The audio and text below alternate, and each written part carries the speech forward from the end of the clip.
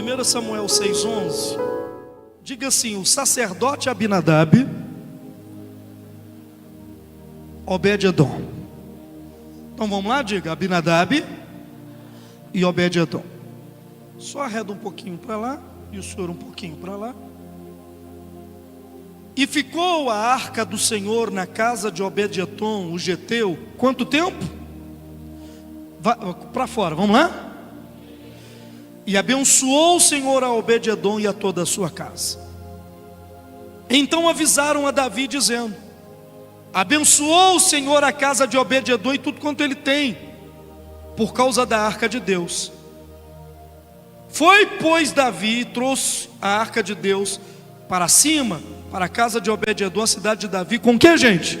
Com alegria. Verso número 13. E sucedeu que quando os que levavam a arca do Senhor tinham dado 6 passos, sacrificava bois e carneiros cevados. Ficou a arca na casa de Obed-edom quanto tempo? Agora, 1 Samuel, capítulo 7, fazendo favor, não 6. Então vieram os homens de Quiriate-Jearim e levavam a arca do Senhor, e a trouxeram da casa de Abinadab no outeiro, e consagraram Eleazar seu filho para que guardasse a arca do Senhor. Sucedeu que desde aquele dia a arca ficou em Quiriate-Jearim, na casa de Abinadab, tantos dias que se passaram, que até chegaram a quanto tempo? 20 anos. E o que Israel fazia? Ficava alegre ou ficava chorando? Chorando. Qual que é a diferença entre Obed-edom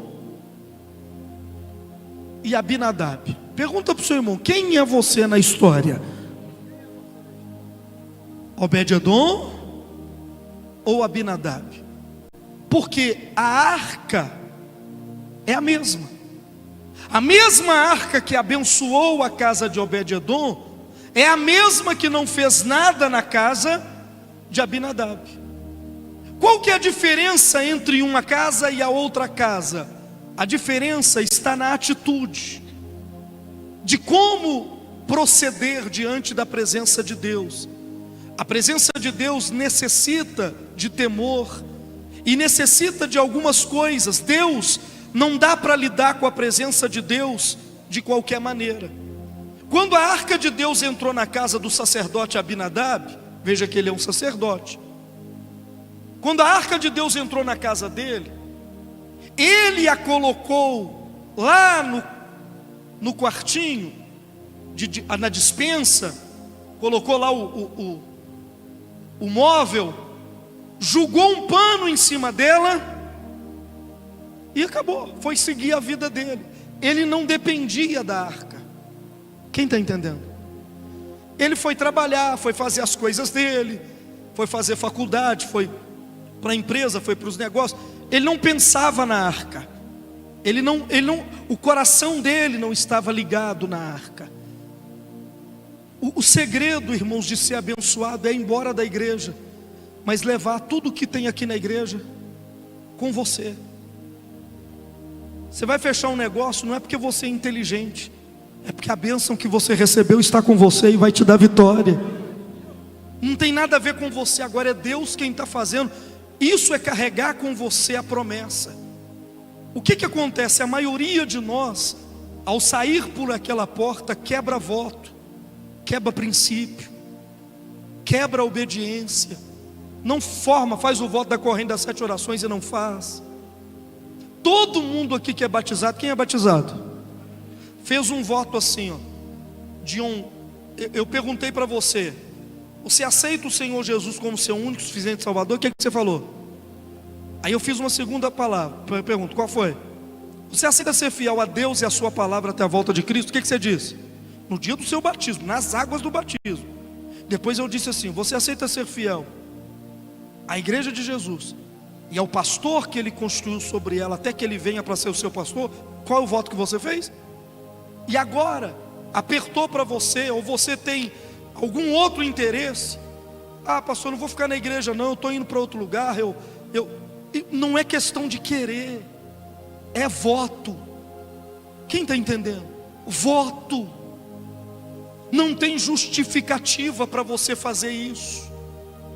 Não existe justificativa. Você disse: eu vou ser fiel. Esse homem aqui, ó, não ligava. Esse não, né? Esse é uma benção. O Abinadab não ligava para o que a arca representava, para os votos, para os princípios.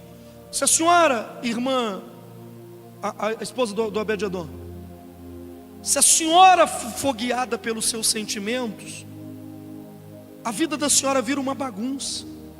Porque um dia você quer uma coisa, no outro dia, um dia eu estou com raiva, no outro dia, alegre.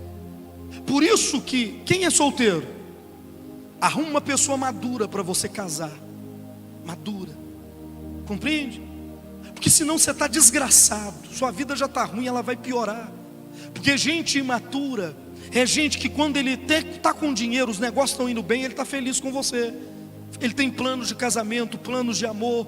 Os negócios começam a ir mal, a primeira pessoa que ele vai descontar é em você. Ele não está precisando casar, não, ele está precisando do Dr. Júlio. Compreende? Ele está precisando de ajuda. A pessoa está precisando de... Sabe por quê? Porque ela não amadureceu. Ó, se toda vez que eu sentisse falta de alguma coisa, eu largasse tudo e fosse lá, como é que eu estaria a minha vida? Eu tenho propósito. Eu não estou aqui à toa, eu tenho um propósito. Vocês estão entendendo? Quem está ligado? Quem está ligado? Deus, Ele respeita, honra, propósito. E esse moço aqui, ó, não era ligado nos propósitos. Ele deixou a arca lá, de qualquer jeito, e acabou. Aí a arca passou na frente da casa desse aqui. Esse aqui, o Obed-edom, ele não tinha o dinheiro que aquele tinha, não tinha a posição que aquele tinha. Aliás, Obed significa escravo. Era um cara desfavorecido, um cara sem nada na vida. Mas ele havia aprendido que a única coisa que ele tem é a palavra dele. E a palavra dele valia tudo. Quando o rei Davi bateu na porta dele e disse assim: o senhor pode tomar conta da arca? Posso deixar a arca na sua casa? Porque Davi, ele não sabia como levar a arca para Jerusalém. Eu vou te mostrar isso. 1 Samuel 6,10, fazendo favor. 2 Samuel 6,10, fazendo favor. 6,9, né? É antes disso ainda. E temeu Davi o Senhor naquele dia. Que dia? O dia que os bois tropeçaram, a arca ia cair, um homem tentou segurar a arca e morreu. Naquele dia Davi temeu ao Senhor. E o que Davi disse? Leia para mim. Como? Diga assim, como? Ele está fazendo uma pergunta. Como virá a minha arca? Como que eu faço para levar ela? Eu estou levando de um jeito que não deu certo. Como que eu faço? Davi não sabia como levar a arca para casa. Mas quando esse homem aqui, Davi pediu ao homem: posso deixar Obed-edom a arca na sua casa? E Davi perguntou para ele: posso ou não? Sim, senhor. Você vai guardar a arca com a sua vida? Sim, senhor. O senhor vai deixar de trabalhar, deixar de cuidar das suas coisas e fazer o sacrifício de zelar da arca da aliança? Sim, senhor. Que ele tinha dinheiro? Olha a casinha que ele morava, põe pra gente aí. Só tampava do sol. Só tampava do sol. É um exemplo da casa que ele morava. Ele não tinha nada. Um homem não precisa ter muita coisa na vida. Ele só tem que ser uma pessoa de honra. E uma pessoa de honra é uma pessoa que mesmo nas maiores oportunidades da vida que ele receber, se aquela oportunidade quebra a palavra dele, ele prefere ter prejuízo, compreendeu? Do que quebrar a palavra dele. Homens vitoriosos, Anderson, é homens que não desistiram dos seus votos e das suas promessas. Vocês estão me entendendo? Você acha que a sua luta vai durar para sempre? Ela está só te testando, para saber que tipo de homem mora aí dentro. Que tipo de ser humano está aí dentro? Porque a Bíblia diz que a dor e a tristeza pode durar uma noite inteira, mas de manhã a alegria virá. Então, se Deus está testando você na sua fidelidade, honestidade, comprometimento, você pode morar numa casa assim, ó, desgraçada, mas não quebra a palavra que você deu para o rei, não. Você deu uma palavra, honra ela. Ele é diferente de Abinadab porque ele guarda a palavra. E quando a arca entrou na casa dele, entrou aonde? Na casa, diga, na casa dele. O que ele fez? Ele começou a viver uma vida de sacrifício. Uma vida de quê? Sabe o que é uma vida de sacrifício? É uma vida de abnegação para cumprir a vontade de Deus. É quando você nega a si mesmo para fazer algo maior para Deus. Todo mundo vai ter que passar por esse teste. Quem é casado, quem não é. Então, a sua família precisa entender isso. Eles precisam compreender isso.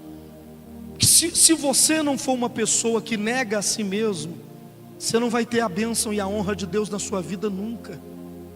Porque Deus não honra uma pessoa relaxada, uma pessoa que vai pela emoção, pela amizade. A amizade, irmãos, é uma droga. A amizade errada é uma droga. Ela faz você quebrar os seus votos com Deus, seus propósitos com Deus. Quem está me entendendo? Obed-edom, mesmo precisando, ele não saía mais de casa. Por quê, irmão? Porque ele deu a palavra que ele ia cuidar de quê? Da arca de Deus. Ele deu a palavra de que ele não ia deixar nada acontecer com aquela arca. E Davi foi embora confiando que ele iria guardar a arca. E o que ele fez? Ele ficou 3 meses em sacrifício. 3 meses, tudo que ele fazia, pensava, era em favor da arca. E o que aconteceu? Alguém avisou a Davi assim, depois de 3 meses, outubro, novembro e dezembro. Diga, outubro, novembro e dezembro. Alguém avisou a Davi assim: Deus abençoou a Obed-edom. Só ele? Não, Deus abençoou primeiro ele, depois abençoou tudo que ele tem. Porque, Fernando, primeiro Deus vai abençoar o Senhor. Tudo que a gente tem sai da gente, seja bom ou seja ruim. A fonte sou eu. Estão entendendo? Então, Deus abençoou primeiro a Obed-edom. Ele foi abençoado, ele foi restaurado, ele foi curado, ele foi transformado. Depois o que estava nele foi abençoando tudo que ele tinha. Foi abençoando a casa dele, a família dele, e abençoou o terreno, a terra onde ele morava foi abençoada. E houve uma transformação disso para isso aqui, ó. Saiu disso aqui, dessa terra seca e árida, para uma terra verde. Eu fui lá e você vai comigo um dia. E você vai ver como que a terra, até hoje, 2000 anos depois, mais de 2000 anos, quase 3000 anos, o lugar onde a arca ficou é verde até hoje. Tem poço de água viva, jorrando água viva até hoje. Porque a bênção de Deus não vai durar uma semana na tua vida. A bênção de Deus não vai durar um dia. Ela vai ser eterna na tua casa e na tua família. O que Deus te dá, Deus não toma. Pega na mão do irmão e diga: o que Deus te dá, Ele não toma. Então, 3000 anos depois, eu peguei um avião aqui, fui lá, entrei na casa do homem, e o lugar ainda continua verde, tudo deserto em volta, e a casa dele verde. Me explica isso. Que esse homem aqui, ao receber a arca, ele recebeu na atitude sacrificial. Ele negou a si mesmo. Você está sendo tentado para deixar de ter fé. Jesus disse assim: quando eu voltar, haverá fé na terra? Porque hoje, por mais que não pareça, é pouca gente que tem fé. A fé que você tinha antes, você não tem mais, ela está diminuindo. A fé das pessoas está diminuindo. Pouca gente tem fé hoje. Quem está aí, gente? Hoje as pessoas são da era digital. Tudo se resolve. Hoje tá cheio de vagas de emprego na cidade. Pergunta se alguém quer ir lá trabalhar no comércio. Ninguém quer, sabe por quê? Porque estão ganhando dinheiro de outra maneira. Bets, como é que é? Bet. É bet o quê?